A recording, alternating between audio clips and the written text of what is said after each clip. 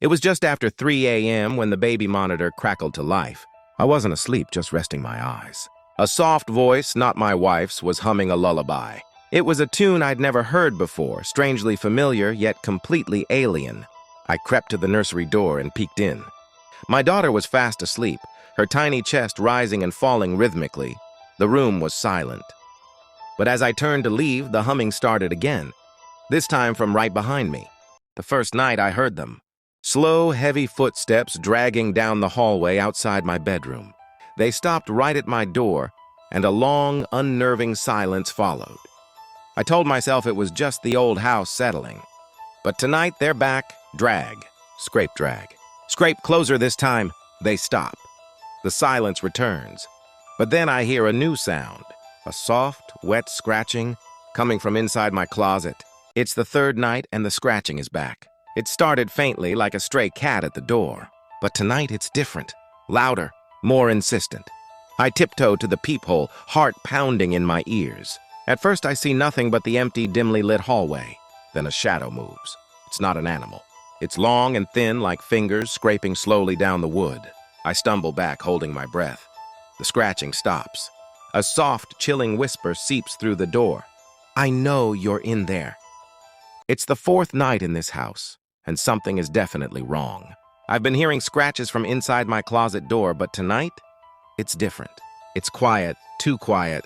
I lie in bed, staring at the door, my heart pounding in my chest. Then I see it. The doorknob starts to turn, slowly, silently. I didn't touch it. I'm the only one here.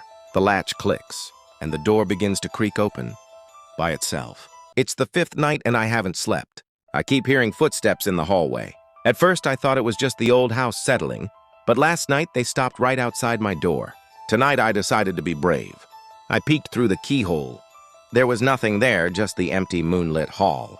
I breathed a sigh of relief and pulled back. But then a cold whisper came from inside the room with me. Don't look again. Night 6, the camera in the baby's room kept glitching. Static, then a frozen frame of the empty crib. My husband reset it, said it was just a weak signal. I watched the monitor, my heart pounding with the static's hum. Suddenly, the image cleared. A figure stood hunched over the crib, its back to the camera.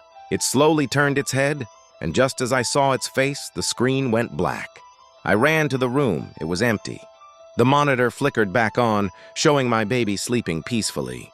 But on the floor, next to the crib, was a single long black hair. The seventh night was the worst. Each night before, the sounds had grown bolder.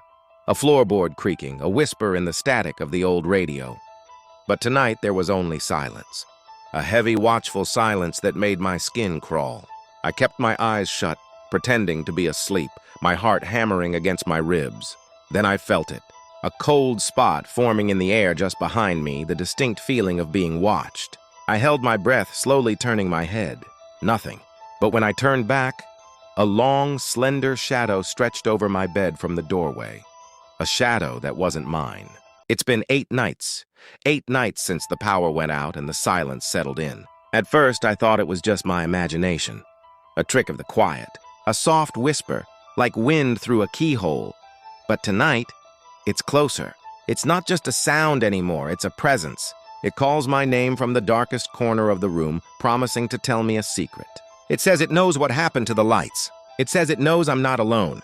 It's been 9 nights. 9 nights since I first saw it. A shadow just at the edge of my vision. At first I thought it was just my eyes playing tricks. But each night it got closer. Last night it was at my bedroom door, a tall, thin silhouette against the faint light from the hall. I slammed the door and locked it. Tonight I hear a soft scratching sound. Not from the door, but from inside the room. It's coming from my closet. The scratching has stopped. The closet door is creaking open. The first night, the shadow in the corner was just a trick of the light. By the third, it had a shape. By the 7th, it had started to move. I told myself it was just stress, that I was seeing things. But tonight, on the 10th night, I heard a whisper. It was faint, like wind through a keyhole, but the words were clear. It said my name. I didn't turn around. I couldn't.